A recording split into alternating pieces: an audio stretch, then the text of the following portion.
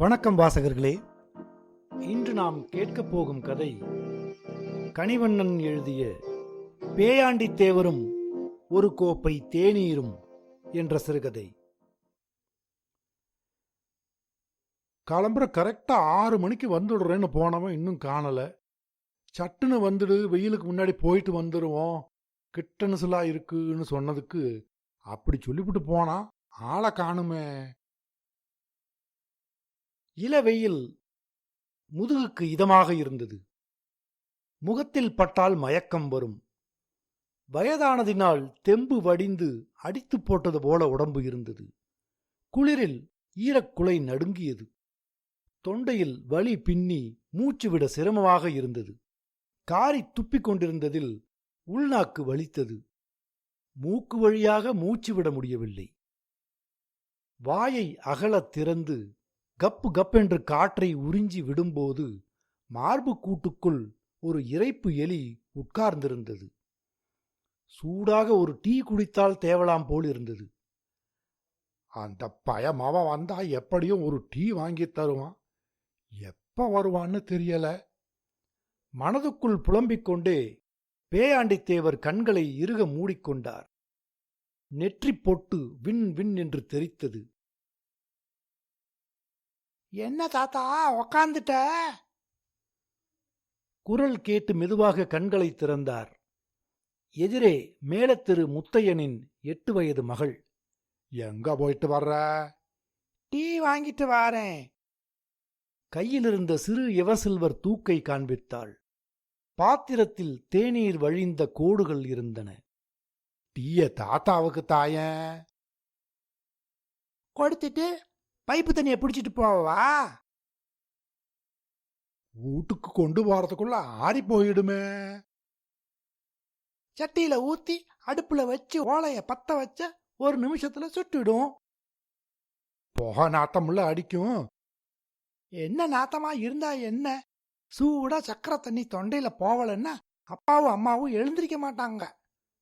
பழகிட்டா அப்படித்தான். நீ குடிக்கிறது உண்டா? வே முகம் சுழித்து கொண்டாள். சரி, ஒப்பங்கிட்ட சொல்லு, வயசுக்கு வந்ததும் தேவர் தாத்தாவைத்தான் கட்டிக்குவேன்னு. என்ன கிழவனையா?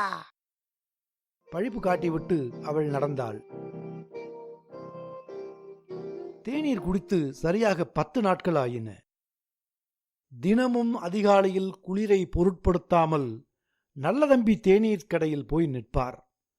அவன் அடுப்பை பற்ற வைத்து பால் சட்டியை தூக்கி வைத்து பாய்லரில் தண்ணீர் கொதிக்கும் வரை அமைதியாக நின்று கொண்டிருப்பார். நல்ல தம்பி போடும் முதல் தேநீர் அவருக்குத்தான். முதல் போனியே கடன்தானா என்று சகுனம் பார்க்காமல், தாத்தா இந்தா என்று டீ கிளாஸை நீட்டுவான். கை பொறுக்காத சூட்டிலும் 2 கைகளாலும் கிளாஸை பிடித்துக்கொண்டு ஒரு ஓரமாக சென்று உட்காருவார். கிளாஸை முகத்தருகே கொண்டு போய் ஆவியை வாயில் இழுத்து நெஞ்சுக்கூட்டுக்குள் அடைத்து பின் மெதுவாக வெளியேற்றுவார். இவ்வாறு 4-5 தரம் செய்த பின் நெஞ்சு பாரம் இறங்கியது போல உணர்வார். பின் மெதுவாக உதட்டருகே கிளாஸை கொண்டு போய் டீ 1 வாய், ஆவி 1 வாய் என்று சூடு ஆறும் முன் உள்வாங்கிக் கொள்வார். பின் எழுந்து தலை முதல் முழங்கால் வரை வேட்டியால் போர்த்திக் கொண்டு மாரியம்மன் கோவில் காட்டுக்கருவை தோப்புக்குள் போய்விட்டு நேராக பெரிய குளம் நோக்கி நடப்பார். கருவை குச்சியை ஒடித்து விழாமல் இருக்கும் 8 பற்களையும் தேய்த்து சுத்தம் செய்து முகம் கழுவி நெஞ்சு சளியை காரி கனைத்து இருமி வெளியேற்றி புத்துணர்வுடன் மீண்டும் நல்லதம்பி டீ கடைக்கு வருவார்.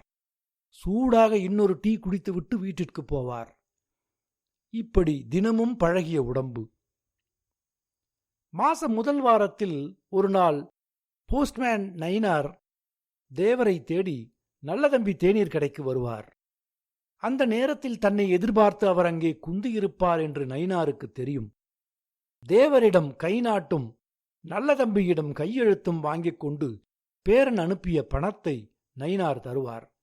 எண்ணி பார்க்காமல் பணத்தை மடியில் கட்டிக்கொண்டு தனக்கும் நயினாருக்கும் ஸ்பெஷல் டீ போடும்படி தேவர் கூறுவார். டீயை குடித்துவிட்டு தேவரிடம் கிஃப்ட் பணம் எதுவும் வாங்காமல் தபால் கட்டுகளை எடுத்துக்கொண்டு நயினார் புறப்பட்டுச் செல்வார். கடைசியில் யாரும் இல்லாத நேரம் பார்த்து மடியை அவிழ்த்து 100 ரூபாய் நோட்டு அல்லது 2 50 ரூபாய் நோட்டுகளாய் எடுத்து நல்ல தம்பியிடம் தேவர் நீட்டுவார். மணக்கணக்காக போட்டு உத்தேசமாக இத்தனை தேநீர் என்று கூட்டி பணத்தை எடுத்துக்கொண்டு மீதத்தை நல்ல தம்பி தருவான். அதை வாங்கி மடியிலிருக்கும் பணத்தோடு சேர்த்து கொண்டு நேராக வீட்டிற்கு சென்று பேரனின் மனைவியிடம் ஒப்படைப்பார். மகராசி அதை வாங்கி வைத்துக் கொள்வாளே தவிர எவ்வளவு பணம் வந்தது, எவ்வளவு அதில் இருக்கிறது என்று ஒரு வார்த்தை இதுவரை கேட்டதில்லை. பேயாண்டி தேவருக்கு வேறு செலவுகள் என்றும் இல்லை. பீடி சுருட்டுகளில் பழக்கம் இல்லை. வாலிப பிராயத்தில் கள் குடித்ததுண்டு. மருங்கூர் ஐயரிடம் பண்ணையாளாக இருந்தபோது மாதம் 2 களம் நெல், 3 ரூபாய் கூலி. வேலையில்லாத நாட்களில் கையில் 4 எடுத்துக்கொண்டு மானாம்பேட்டைக்கு போவார். ஒரு படி கள் ஓரணா. அதிகமாக போனால், அதுவும் கள் புளிப்பு இல்லாமல் இருந்தால் 2 படி கள் குடிப்பார்.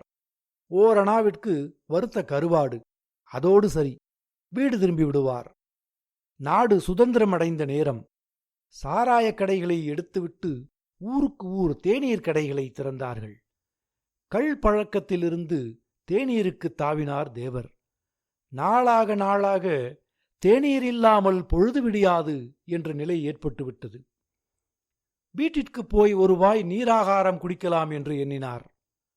இந்த குளிரில் நெஞ்சில் சளி பின்னிக் கொண்டிருக்கும் போது நீராகாரம் உள்ளே போனால் காய்ச்சல் வந்து படுத்துக்கொள்ள வேண்டி வரும் என்ற நினைப்பு வந்தது. அந்த பய வர்ற வரைக்கும் இங்கேயே குந்தி இருப்போம் என்று முடிவு செய்தார். பூவரசு மரத்திலிருந்து பனித்துளி மழை போல் கொட்டிக் கொண்டிருந்தது.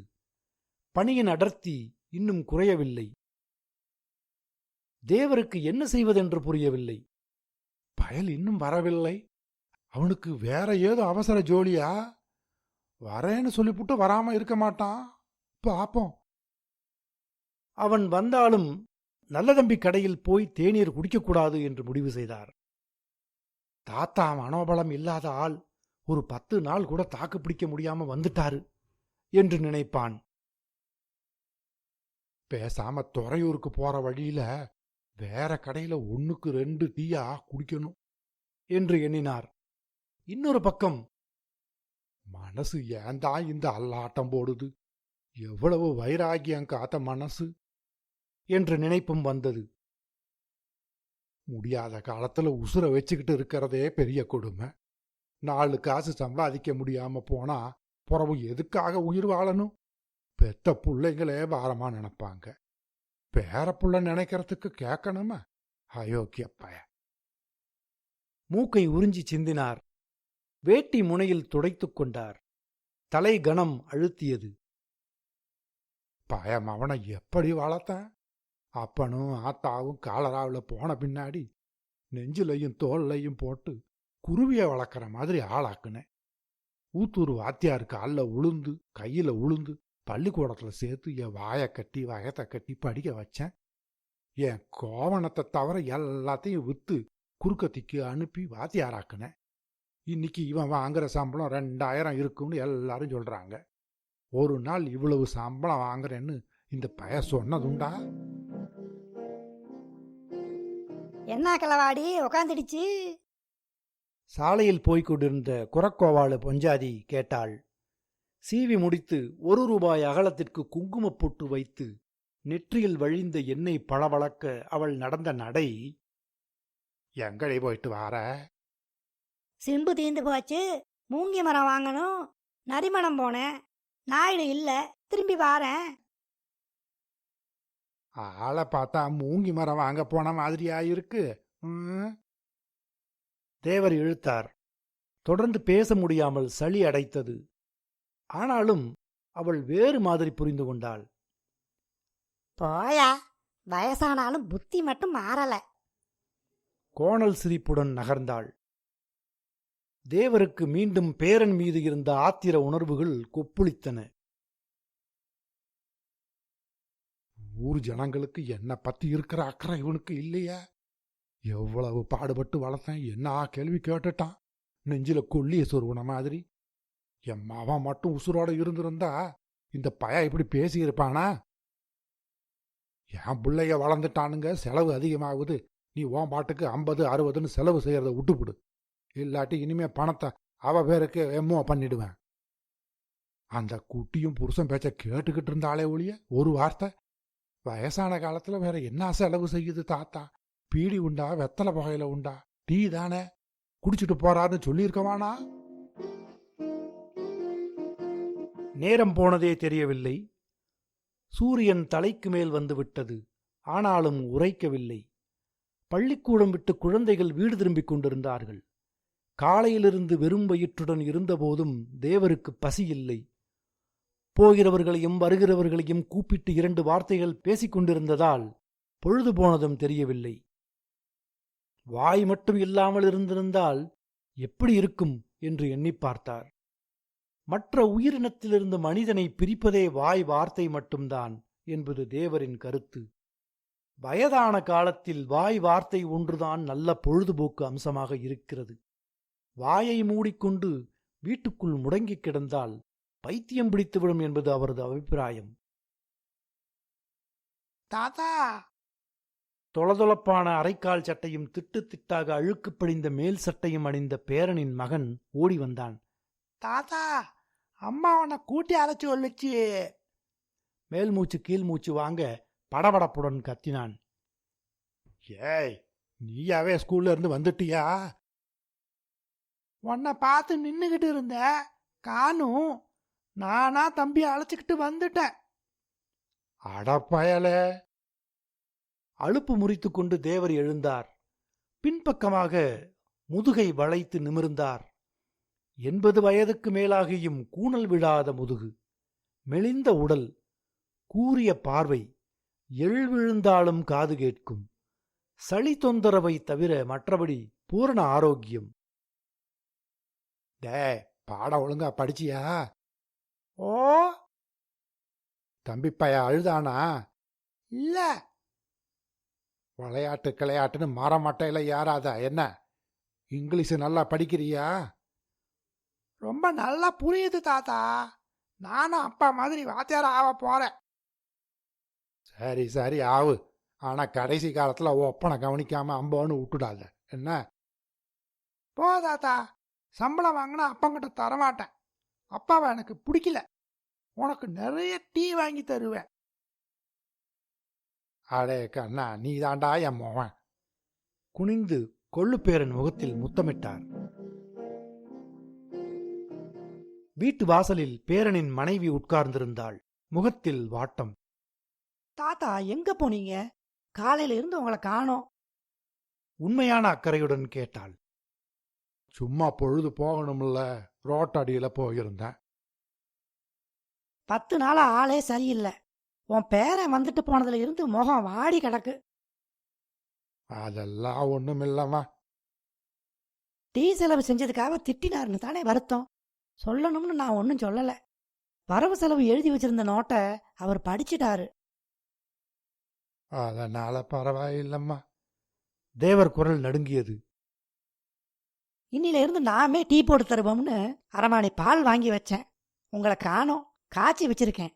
டீ போட்டு தரவா? அவள் குரல் தழுதழுத்தது. அவளுக்கு பின்புறம் நின்றிருந்த கொள்ளுப்பேரன் வேண்டாம் என்பது போல சைகை செய்தான். நான் சம்பாரிச்சு உனக்கு நிறைய டீ வாங்கி தருவேன் என்று அவன் விழிகள் கூறின. தேவரின் மனசுக்குள் 1000 மத்தாப்புகள். வேண்டாம்மா, பாலை உன் பிள்ளைங்களுக்கு கொடு. உயிர் இருக்கும் வரை இனி தேநீர் குடிப்பதில்லை என்ற வைராகியத்துடன் தேவர் கூறினார். கொள்ளுப்பேரன் முகத்தில் ஆனந்த களிப்பு. அவர் நெஞ்சுக்குள்ளும்